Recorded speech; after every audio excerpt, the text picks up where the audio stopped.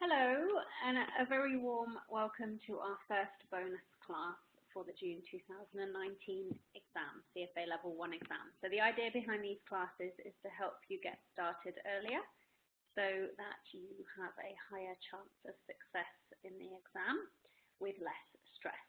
Okay, the sooner you start, the better, because you will spread out your studies over a longer time period and it will give you more time to absorb the content. So we're starting with ethics, two main reasons for that. So one reason for starting with ethics is that ethics is a way of thinking and it's something you can't learn quickly. Okay, it comes with time, with looking at examples, with coming back to questions that you got wrong. It's a process that is not fast. Okay. And the other reason is that if you have not yet signed up for the exam, you can actually access the ethics material on the CFA Institute website. So I will just show you where to find that. You can download it. You don't need to sign up for the exam in order to get the ebooks from CFA Institute. You can actually download the material on ethics before you have signed up for the exam. So that's good because you can already start preparing, reading about the ethics content of the exam. Okay, so you go to the CFA Institute website and Code of Ethics and Standards of Professional Conduct, and you click here to view the code. Okay, click here and it opens a PDF, which I actually already opened, but then you've got the Code of Ethics here and the Standards of Professional Conduct.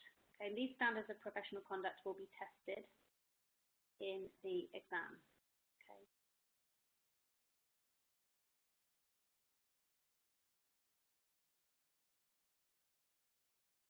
And you can also get them in other languages, which is good, including in Portuguese. Okay, so it might be something, and I've seen people actually attach to the signature of their emails the code of standards in Portuguese in Brazil, just to show that they're ethical professionals and comply with the CFA Institute Code of Standards, Code of Ethics and Standards of Professional Conduct. Okay, so why we start with ethics. A little bit about us for anyone who does not yet know us. We have been offering CFA prep courses since 2014, and we offer online classes, live online, as well as face-to-face classes on Avenida Paulista next to Metro Consolação in São Paulo. So we've had students from all over Brazil. Okay, we also sometimes get students from abroad as well. We are the first ACCA Silver Learning Partner in South America and the only one in Brazil. ACCA is the Association of Chartered Certified Accountants. So it's another postgraduate professional qualification internationally recognized like CFA, and it takes 3 to 4 years to complete.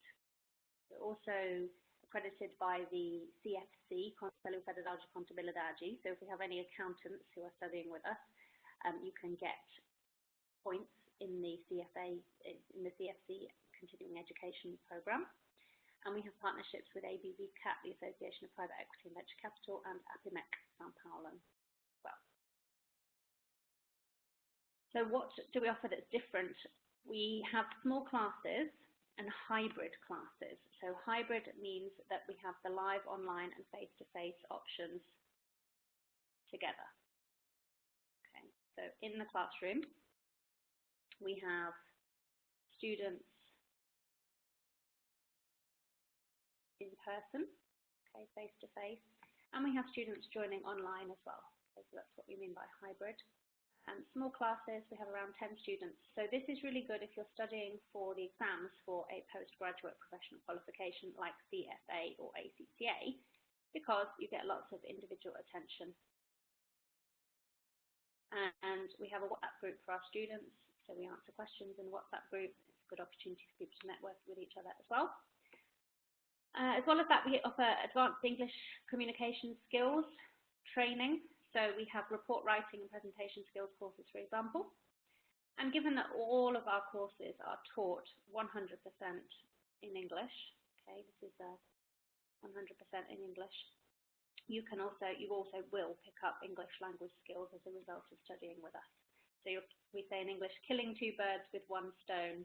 That means you're getting the technical knowledge as well as the English at the same time.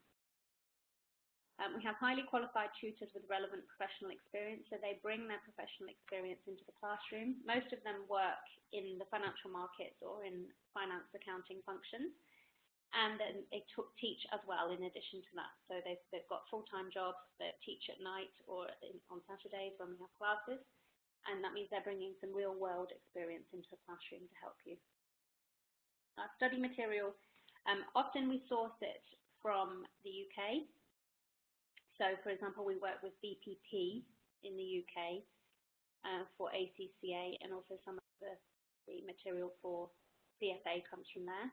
And we have a proven study methodology with learn, practice, and consolidate, which I'll talk about a little bit more. But basically, that is proven to help people pass exams. Learn, practice, consolidate. Learn, first time you see the material. Practice is doing lots of practice questions to train using the material. Learn, practice, and consolidate. Consolidation is through mock exams or practice exams, which is when you practice getting faster at recalling the knowledge. And ultimately, that's what you are going to need to do in the exam. Fast. Fast and accurate. So some past courses and lectures. This is our classroom, and you can see the hybrid class format because we have 2 students online here. You can see them. They were from Porto Alegre. And then we've got students in the classroom, and they all have their laptops out and their certificates here because this was the end of the business valuation course that we had, or one of our business valuation courses. We're actually on the 11th, we say turma in Portuguese, but the 11th class or 11th course of the business valuation and financial modelling course. So we've got students with their laptops because it's a hands-on practical exercise that we do in the last 2 days of the course. And then picture 2, we've got people from ACCA visiting some of our students. So Afra and Rania are from ACCA in London. They came to visit us. Financial English class at INSPA that we gave to 50 students with a mini course, a short course of I think 6 classes. And then here we were giving a talk at Mackenzie University about careers in finance. Just some of the things we've been doing. Our tutors, so we have around 20 tutors. Many of them are, some of them are foreigners, some of them are Brazilian, but they all teach in English. And we try to offer more than just teaching. So we are coaches, particularly important for the exam preparation process because students need support outside the classroom as well as inside the classroom. So we help you with your studies at home as well. In addition to that, we do help with networking and access to job opportunities and events with local and international speakers. It's a bit more than just the training that we offer. Okay, so why the CFA program? You'll see that globally, the biggest employers of CFA charter holders are JP Morgan Chase, Bank of America Merrill Lynch, UBS, Royal Bank of Canada, HSBC, Wells Fargo, Credit Suisse, Morgan Stanley, Smith Barney, BlackRock, and Citigroup. Okay, so some big banks here, big financial institutions, and they value the CFA charter. And you'll see in Brazil as well. I don't think I've actually got the list here, but in our Getting Started class, hopefully you've watched that. There's a Getting Started class, which is an aula de orientação sobre the CFA program. That's on our YouTube channel, which is called SHP Financial Training. So if you look at SHP Financial Training on YouTube, you can find our Getting Started class, and that's got more information about the exam and about the employers in Brazil that have the most CFA charter holders and candidates. Have a look at that. Why do employers value the CFA charter? Real-world expertise. How do you get real-world expertise? Well, the CFA Institute updates the curriculum every year based on surveys that they do of the industry. So they find out what skills, what knowledge is needed by the industry, and they update the CFA curriculum based on that annually. That's really good because you're getting up-to-date skills. Career recognition.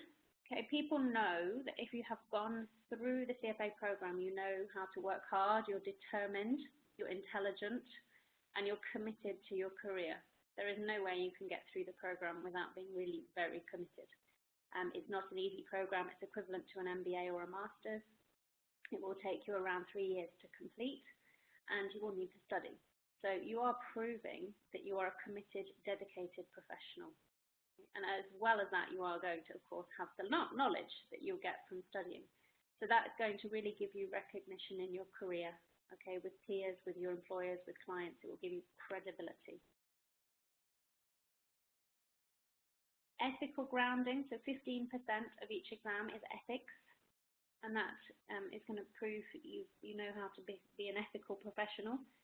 You know what is appropriate. You are able to make judgments and apply ethical principles. Global community, so you're going to join 135,000 CFA charter holders. There's actually more now. And that means you can network internationally. You can join events in different countries as well. The CFA Society in Brazil is very active. They have events with speakers from around the world, also speakers from within Brazil. So you learn things at these events as well as networking, and they're very good. I can highly recommend them. So in terms of the exam itself, you may or may not be familiar with it. So if you've watched our Getting Started class, you should already be quite familiar with the exam. So we've got levels 1, 2, and 3. Level 1 focuses on investment tools, and it's all about knowledge and comprehension. Level 2 goes into asset valuation, and level 3 in more detail, and then level 3 is mostly focused on portfolio management. And these 10 topics appear in each exam. It's just the weights are different.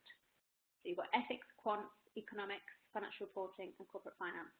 These are, excluding ethics here, but these are investment tools. They help you analyze investments. And then the investments are products, equity, fixed income, derivatives, and alternatives. So we've got equity, fixed income. Within derivatives, you've got forwards, futures, options, and swaps. And in alternatives, you've got hedge funds, private equity, commodities, real estate, infrastructure. And then portfolio management and wealth planning, bringing everything together. How do we pick investments for our portfolio? What are the risks? How do we calculate the return we're going to get? What's the risk we're going to take in our portfolio? So our methodology for helping you pass the exam, we recommend that you plan to study for 350 hours. The average successful candidate studies for around 300 hours, okay, but often we find that people aren't quite able to meet their study plans. So if you plan to study for 300 hours, you might not quite manage to do that, whereas if you plan for 350, hopefully you'll manage to study for around 300. And we suggest you break it up with, the course is actually 105 hours, including the bonus classes. Okay, we've got 100 hours here. So, 100 hours starting once the classes start with on the 29th of January, Tuesdays and Thursdays from 7 p.m. until 10 p.m. Okay, so 100 hours there, plus you've got the additional bonus classes now. Pre-course reading, spend around 50 hours on that. The pre-course reading is something that is just going to help you.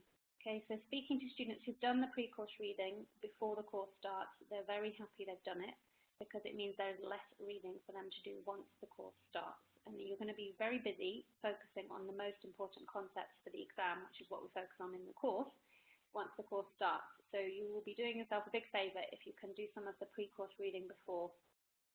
Okay.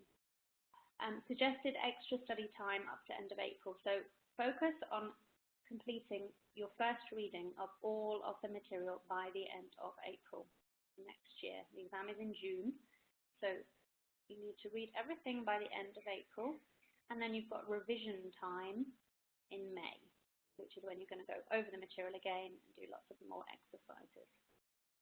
And then at the beginning of June, you've got a couple of weeks where you will do practice exams. So the methodology is learn through the teaching phase of the course and the pre-course reading and the teaching phase of the course, practice in the revision phase or reta final of the course,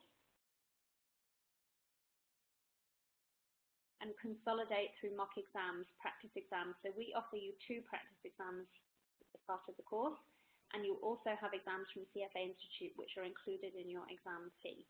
So you need to make sure you do those as well. It's critical to do the CFA Institute practice exams because they are written by the examiners. So it's really fundamental that you do those. So how's this all split up in terms of the classes? We've got the Getting Started class,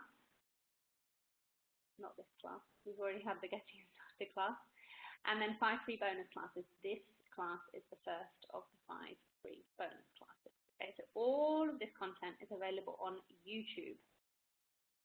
So if you search for us on YouTube, SHP Financial Training, you will find us. And you can sign up to YouTube, the YouTube channel, and you will get notifications when new content is added. Learn. So we've got 21 teaching classes in the course. And the course starts at the end of January. And then practice. However, just on that, I will mention at the end, you can sign up for the course now, and I recommend you do because we've got discounted fees for people who sign up early. The reason for that is we want to encourage people to sign up early, get started early, because pass rates are higher. You have a higher chance of success if you sign up earlier. Practice. So through the revision phase, we've got 7 revision classes where we do lots of practice questions and go through the most important concepts for the exam again, and then consolidate through practice exams. So as I mentioned, there are 2 practice exams. One is 3 hours long and it covers half of the content, and the other one is 6 hours long, 2 3-hour exams, just like the real exam, and that covers all of the content. And we do it before the revision course starts, before the revision phase starts, and that's because we want to identify your weaker areas before we do the revision course, so that we can focus on your weaker areas and help you get exam ready. So total number of hours, 105. That's 105 hours of teaching. In addition to that, you will need to study at home to practice the concepts. To practice and read up on areas you're not so familiar with. So some people are going to find certain topic areas really easy, and some people are going to find them harder. It depends what you've already done. So if we look at the methodology, we've got what we cover in the classroom, which is mainly the conceptual material. We know this material is going to come up in the exam because it's so important in the finance world. You have to know what CAPM is, capital asset pricing model, yield to maturity, fundamentals, fixed income, net present value and IRR, internal rate of return, elasticity, LIFO and FIFO. This is inventory accounting methods or inventory cost allocation methods in financial reporting. These are core subjects. So we cover these core subjects in the classroom to make sure that you understand the most important things in the curriculum. And then the non-core subjects are set as home study. Does that actually say home study here? So this is home study. This is all the more factual reading that we can't really add much value to, and also you may or may not be tested on it. So any individual item here is less frequently examined, but the exam will have a significant number of questions from these topics. So you need to get coverage of the curriculum. Here you've got the concepts, the key core concepts, the core. Critical to know, you must know this because it will be tested, but you also need to get breadth or coverage of the curriculum, which you're going to get through factual learning. And most of this we set as home study during the course and also pre-course reading. So if you don't do this as pre-course reading, you will need to study it at home during the course. It is much better if you can focus during the course on the core subjects and do the non-core subjects as pre-course reading. It will really help you a lot. So do try to do the pre-course reading, okay? All right, 10 topics in the CFA exam. So each exam has 10 topics, the ones I already went through briefly.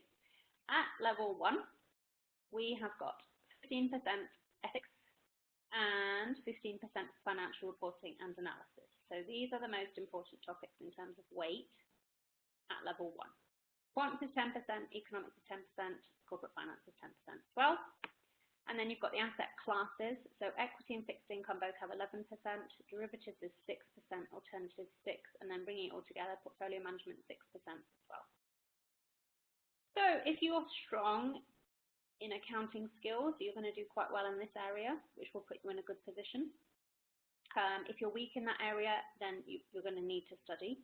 But actually in our program, because we find a lot of people are not accountants or don't have the accounting skills, we have quite a few classes on financial reporting and analysis, given that it's got a high weight in the exam and it's really important for doing analysis. It's an important investment tool. Okay, so you do the level 1 exam. It's offered in June and December each year. Okay, we're taking reservations now, preparing people for the June 2019 exam. And that's in, I think it's June the 15th, it's a Saturday. You have 2 3-hour papers.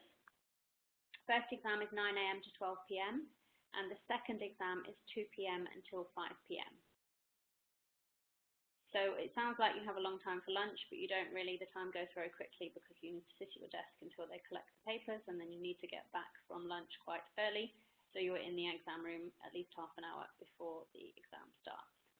So it's the 15th of June.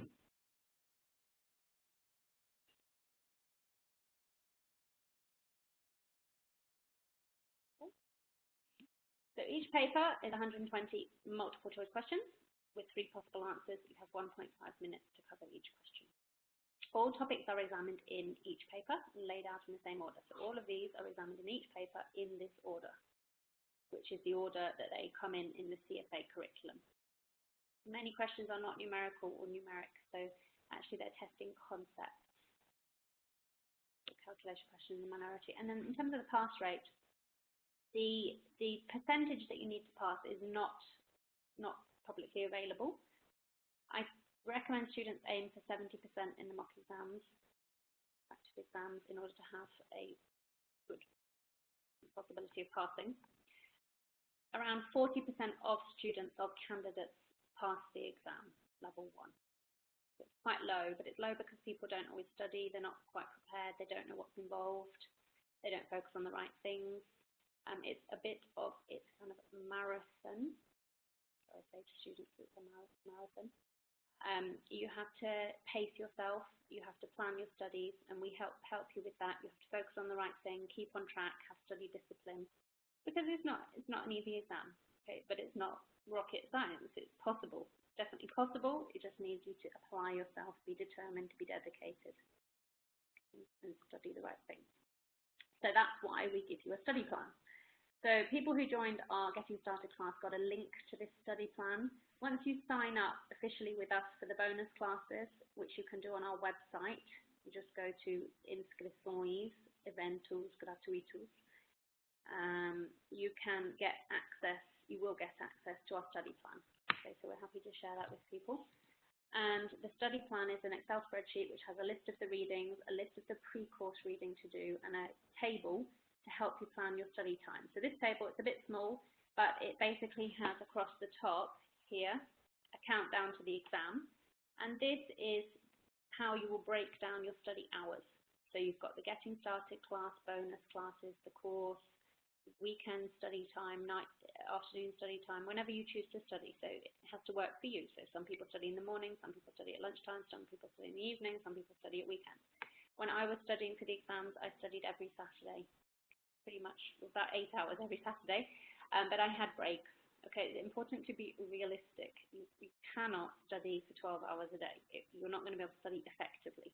You have to be effective when you study. You have to be able to focus, you have to be alert and awake. You've got to pick a good time that works for you when you're awake and you can pay attention to your studies in order for them to be effective. And then this is the total number of hours you need to aim for 350. So you will have to make some sacrifices. You need to tell people around you that you are studying for this exam and that it is a marathon. It's not something that's going to be easy, and it means that you're not going to be able to do all of the things that you used to do before. You will need to choose, prioritize your time so you make sure you stick to the study plan that you've made for yourself. If you start late or you don't study enough, you are likely to fail the exam. So really, I mean, it's discipline. Now, April, you should just be doing best reading for all the material, and then May, intensive review and the revision course and consolidation through practice exam. So actually, you should devote more study time in May and June, first 2 weeks of June.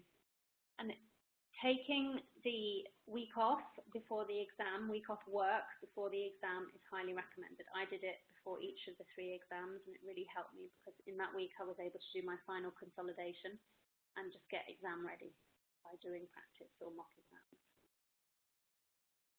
What study materials do you get? Well, when you sign up for the exam with CFA Institute, they will provide you with the curriculum, which is 6 ebooks, or you can pay extra, $150 extra, and get printed books, which I recommend actually. I personally like studying with the printed books, and I think it's good because you can see how much more you've got to go.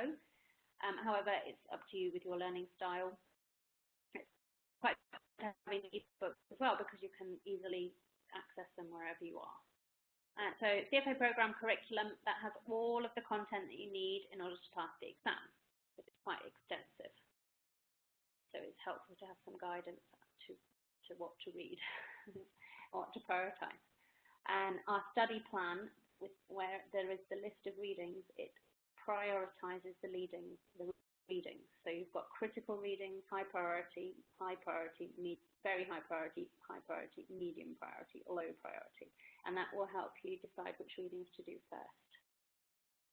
CFA Institute also provides practice questions and practice exams, which is really useful, and they've increased the number of practice questions and the number of practice exams that are available. So currently there are 3 practice exams available to students. So this is really good. They've got a nice platform that you log in, when you log into the candidates area of the CFA Institute website.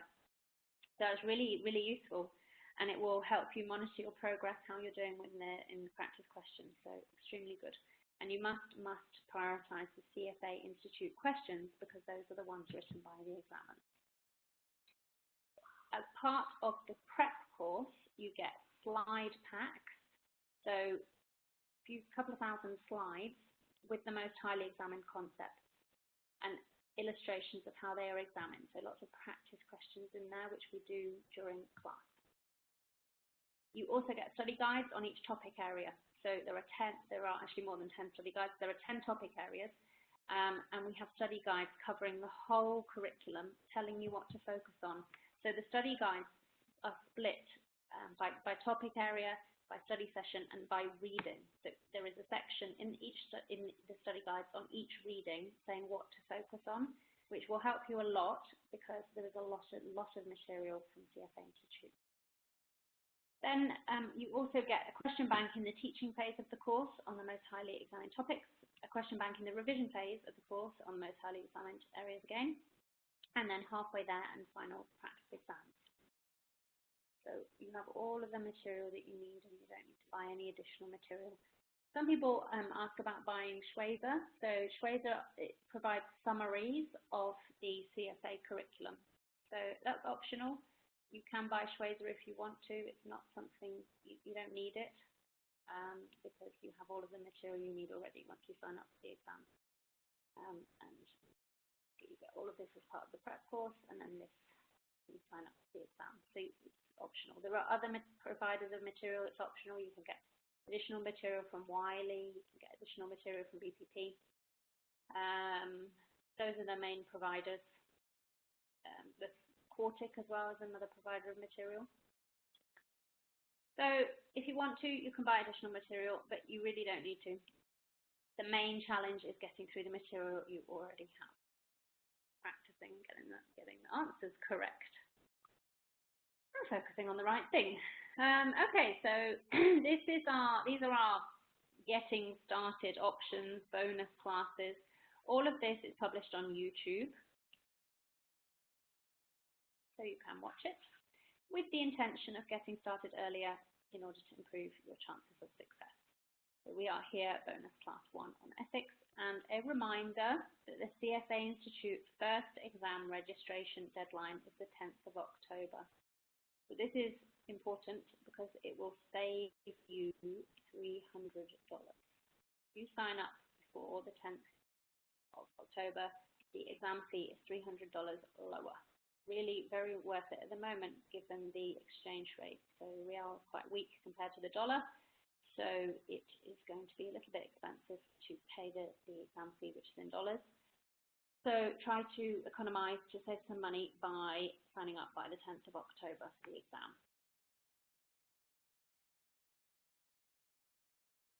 Okay, so pre-course reading.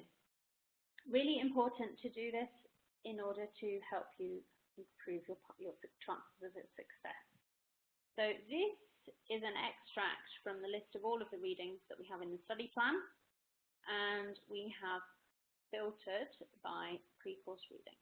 So we've got the study session here, the reading number, the importance of the reading, prioritization of the reading, the title of the reading, suggested total number of hours that you spend on the reading, and then pre-course reading minimum suggestion, minimum number of hours, and then the class that the content is covered in. So here, 28th of September today, we're covering ethics, and the pre-course reading for ethics is readings 1, 2, and 3.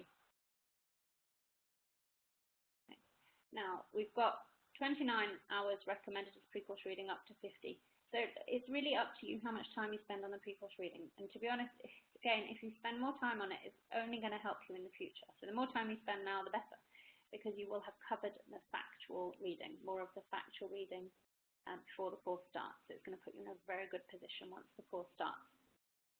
So a reminder that the core material and the most highly examined topics are covered on the prep course, and the factual material, non-core material is set as home study. Okay, so we have a study plan as well as a getting started guide. This is what the getting started guide looks like. So it's about our course, about the guide. So look, these are the topics that are covered. Put down here. You've got getting started with your study. So enrollment in the exam, study plan, familiarizing yourself with the study material, calculator tips, pre-course reading, suggested approach to readings, and support from us. It's all covered in the guide, which you get as soon as you sign up for the bonus classes with us, which you can do at no cost on our website, just by going to, I'll show you actually, where you need to go.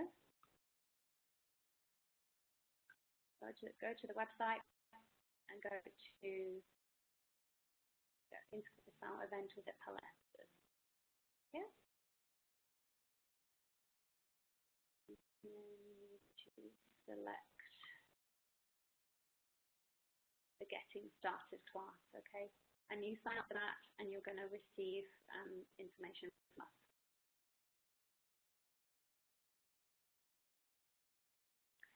Okay, and we're going to do a little quiz on the pre-course reading at the beginning of the course, so try to come prepared.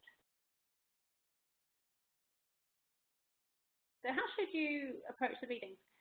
Review the learning outcome statements, LOSs. These are learning outcome statements. So the whole curriculum contains around 500 learning outcome statements. And every single question in the exam is focused on the learning outcome statements. So all of the questions will relate to one learning or more than one learning outcome statement. You will not be tested on anything that is not in the learning outcome statements. So if you can master or understand the learning outcome statements, then you should pass in the exam. Just as an example, so demonstrate the application of the Code of Ethics and Standards of Professional Conduct, distinguish between conduct that conforms to them and conduct that violates them, recommend practices and procedures designed to prevent violations of the standards, Code of Ethics and Standards. So examples of learning outcome statements. It could be also calculate the internal rate of return of a project. So you just need to make sure you are able to do that. So review the learning outcome statements. It could be that you already know this topic area and you don't need to study. It could be you can go straight to the practice questions, which are at the back of the reading.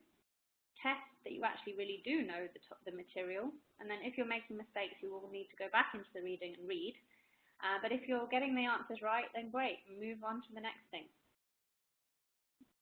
So look at the learning outcome statements. If you realize you need to study this area, then go through the reading. You don't need to read everything. Focus on the learning outcome statements. This is why you have to study actively. You have to be alert, awake, be active. So be thinking, all right, I need to understand these learning outcome statements. How can I do that? What do I need to focus on? Oh, okay, this is kind of relevant. This is more relevant. Okay, so because there's a lot of material. Answer the question at the back of the reading within 24 hours of completing the reading. So you may not complete the entire reading, but so imagine you do half of the reading. Do practice questions within 24 hours on half of the reading. The problem is if you don't do that, you can actually forget what you read, and you don't want to do that. So you need to reinforce your reading and check your understanding by doing practice questions within 24 hours. And then go back later to questions you got wrong and do additional practice questions if you need to. It's going to be an iterative process. So you go to do the questions. If you're getting them wrong, then you need to go back into the reading and improve the knowledge. You need to look things up. You need to look at the answers to the questions, try to understand why you got them wrong. And also mark the questions you got wrong. So highlight them or note them down somewhere so you can go back to them later and make sure you are getting them right. There is no point in doing practice questions, getting them wrong and not learning from your mistakes, because you will just continue to make the same mistakes again.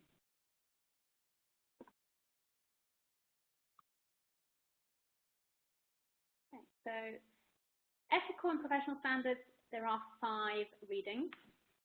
The first 3 have been set as home study.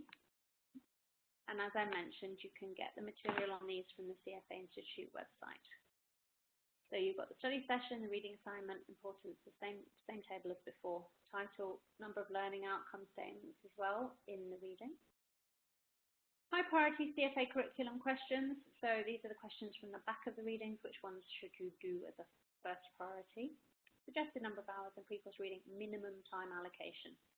So you'll notice here we've got 3 hours and here we've got 10. Why do we have more hours in total?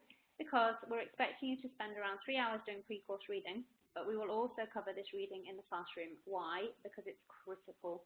It's one of only 4 critical readings in the whole curriculum. It's absolutely fundamental that you know this reading very well. It is full of examples of how to apply the guidance for standards 1 to 7. And why is that important? Because the questions in the exam are based on these examples. They are scenarios that are basically the same as the ones that are in the reading. So you must be familiar with the examples.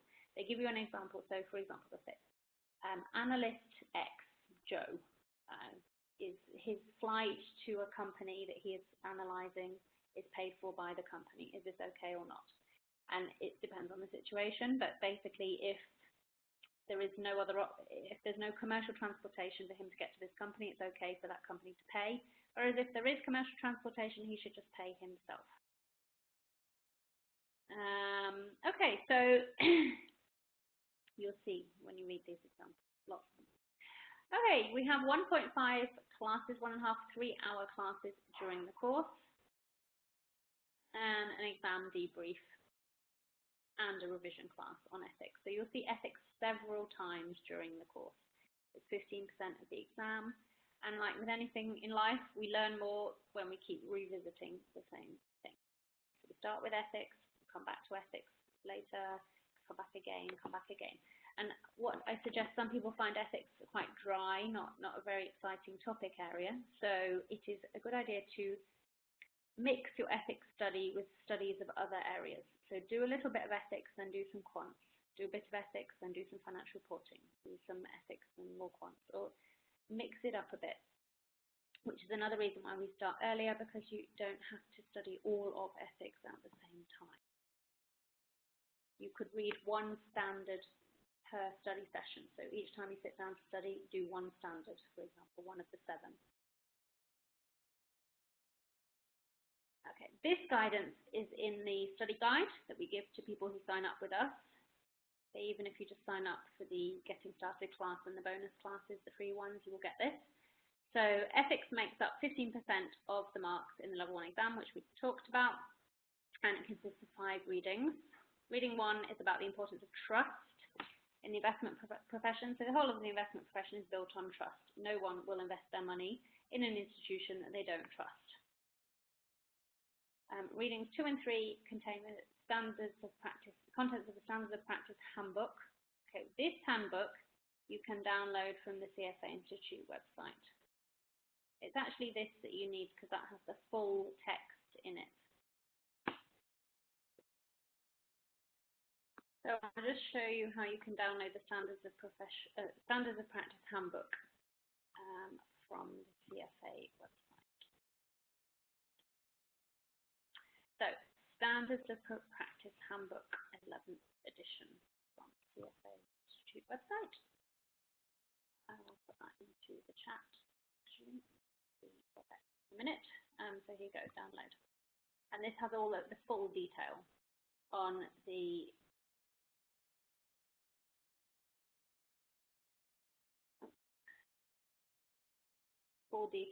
code of ethics and the standards of professional conduct. So you'll see it's 294 pages. So this is the one that you need to be reading for the pre-course reading. And you can just download it, which is great. Content here. So you've got the code of ethics, and then you've got each of the standards. 1, 2, 3, 4, 6, 7. So it's great.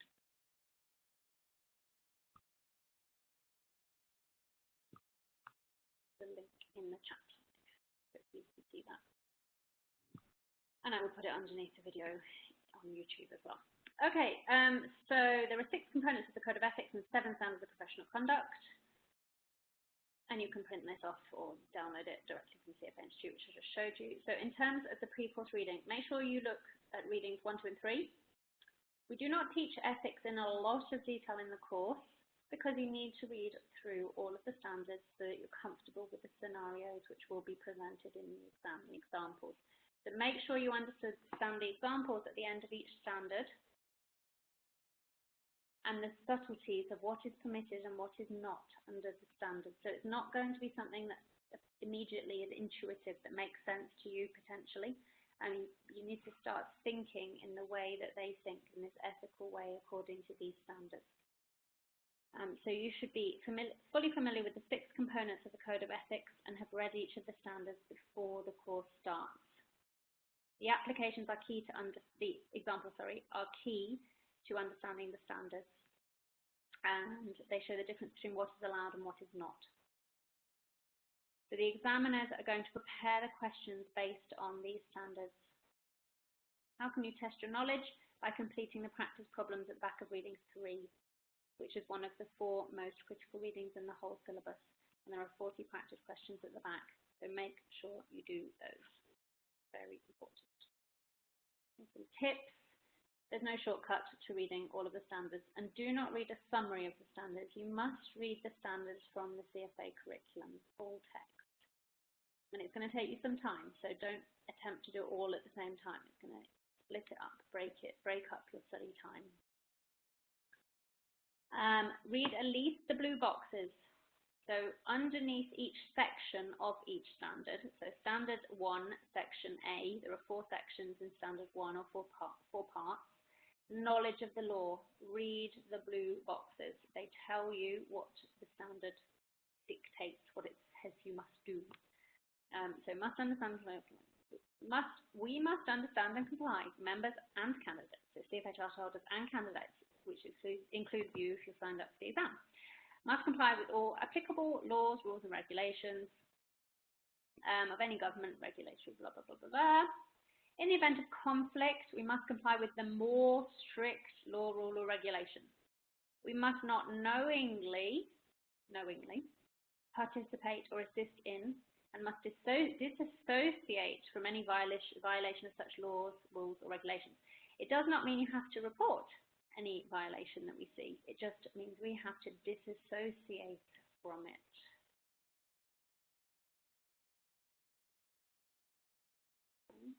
So make sure you read those and then read the examples. Okay, we've mentioned this before, but they show you what is allowed, what is not. So they will give an example of some behavior, and there will be some analysis to say whether it's compliant, whether it complies with or violates or breaches the Code of Ethics and Standards of Professional Conduct. So in a nutshell, what do we have? We've got the 5 readings, actually, not 4. Readings 4 and 5 are on GIPS. So reading 4 is an introduction to GIPS, and reading 5 gives the GIPS Global Investment Performance Standards. It gives more detail on them. It gives the requirements of the GIPS. Okay, so we've got Ethics and Trust, the first reading, Importance of Trust. Code of Ethics. We've got 6 sentences in the Code of Ethics, which I've actually got on the next slide, but you need to be able to identify them. So these are some key words from each of the sentences in the code. Then you've got standards of professional conduct, which is reading 3. You need to identify the situation, know the recommended procedures. So you need to know what to do in each type of situation that you are likely to see in the exam. And you can get that by looking at the examples in the standards. Some situations involve 2 or more standards. And it's not necessarily common sense. You need to study and practice a lot of exercises. So you're going to get good at this by doing lots of practice exercises. And then the Global Investment Performance Standards, the GIPS. There's memorization here, but it's quite simple. Okay, so that's not set as home study. If you want to do the GIPS and you have time, then read section 0 of the GIPS. Section 0. Okay, it's only a page and a half, about a page and a half. So section 0 has the main requirements of the GIPS, so that is useful to read too. But focus on readings 1, 2, and 3, the pre-course reading first. And remember, I want you to try to accompany to go with these classes. So the next class is going to be on quants and financial reporting and analysis. So don't spend all your time doing ethics and none of your time doing quants and financial reporting and analysis. Because the idea is to make sure you've covered all of the pre-course reading on each of the topic areas before the course starts. So yes, you could spend the next 6 months reading just about ethics, but it would be much better if you can, so well, it's not 6 months, next 3 months, so October, November, December, you could spend reading just about ethics, but it will be much better if you can get the coverage of the curriculum by just focusing on what is critical for the pre-course reading, which is readings 1, 2, and 3, and the blue boxes in reading 3, and the examples. So Code of Ethics, act with integrity, competence, diligence, place the integrity of the investment profession and the interests of clients above your own personal interests, etc. You need to be able to recognize each of these 6 phrases or 6 requirements of the Code of Ethics.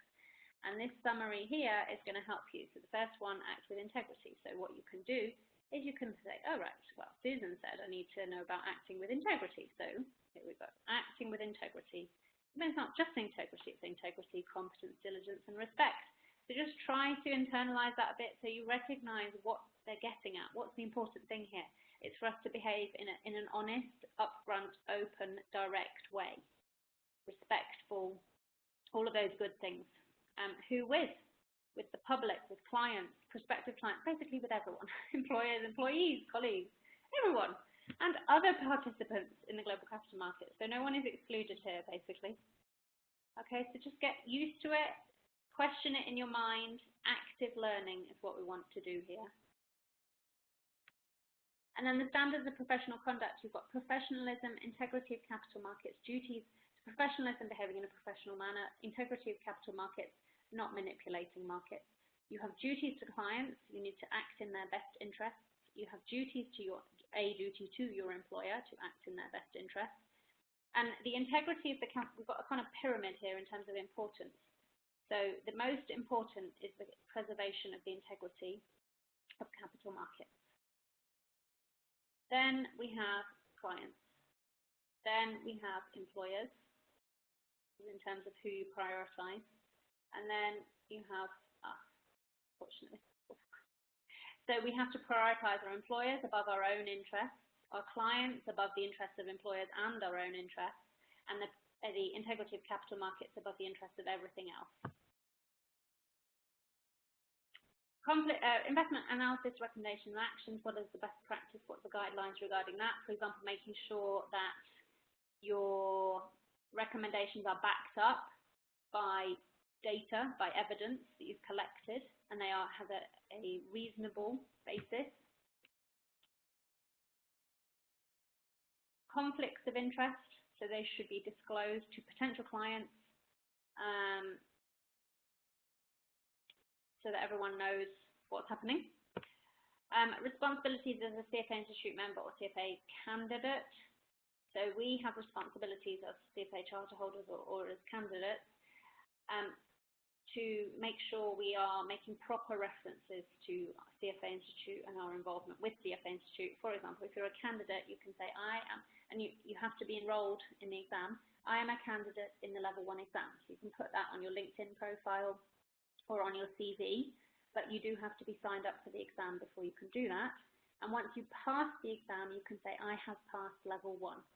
You cannot imply you have a partial qualification. You can't say, I am a level 1 charter holder. This doesn't exist. You can only make factual statements about what have you done. So I have passed level 1. So a little bit about quants and financial reporting just before we finish. So quants, reading 6 and 7, assessed as pre-course reading, time value of money and discounted cash flow applications. So these are really critical for the exam too. They are 2 of the 4 critical readings. Why are they here? Well, we're expecting to cover them a lot more in class, but it will help you to get used to using your calculators before the class starts to do some of these time value of money and discounted cash flow application questions. So you need to use the HP 12C or Texas Instruments calculators, and you'll see the guidance on the CFA Institute website about this. Also, in the first class that we have, we practice using our calculators. So we all adjust the settings to make sure we have the right settings for the exam, and we do practice questions to make sure you can do all of the calculations that will be required in the exam. You need to be fast on your calculator. So that's why this is set as pre-course reading. There's a summary in the study plan about what you need to do for pre-course reading. So work through reading 6 and 7. Master using your calculator. And this will help you with equity and fixed income valuation, which we will cover in the course. Financial reporting and analysis, 15% of the exam. If you remember, you do not have to be an accountant. You're not expected to be an accountant, but you do have to be able to analyze accounts. What does that mean? Understand how they work, know key ratios, be able to interpret those ratios, know the impact of different accounting policies on the comparability of financial statements. So can we compare one company to itself over time? Can we compare one company to its peer companies? What adjustments do we have to make to do that because of different accounting policies? And we need to be able to make those adjustments. The syllabus readings have some repetition and some overlap. So when we cover them in the course, we present them in a logical order, logical flow. So we've changed slightly the order just to make it flow better. And in terms of home study, you've got the first 2 readings set as home study, readings 21 and 22. Introduction to Financial Statement Analysis and Financial Reporting Standards, which is how the standards are produced. We have the International Accounting Standard Board, which produces IFRSs, International Financial Reporting Standards. And we have the FASB in the US Financial Accounting Standards Board, which produces the US GAAP. And they are converging, but there are still significant differences, which you will learn about in the course. Just a summary from the study guide from the Getting Started guide on what you need to do. So pre-course reading. Readings 21 and 22 is largely background reading, so you should read this before the course starts, particularly if you are new to accounting. Okay, and make sure you do the practice questions at the end. Okay, and just to close, just a summary, just a reminder about the exam fee, the preparation course fee deadlines. So if you make your reservation on the course today, you're going to get a discounted early registration fee. Okay, and it varies depending on if you're face-to-face or online. And you can pay upfront with a discount, or you can pay by PayPal in 3, 6, or 12 installments, which might be easier for you or more attractive, or that's with the credit card via PayPal. Okay. And so if you are interested in doing that, you can contact Anna, who is our salesperson, our consultant, and she can be contacted either by email or by WhatsApp. shptraining.com. Contact at shptraining.com, or there's a contact form on our website as well. And I should have really have included her WhatsApp here, but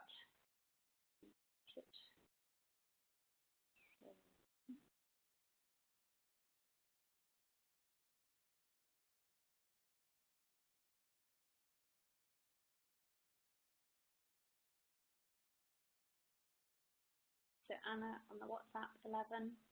Oops. 11.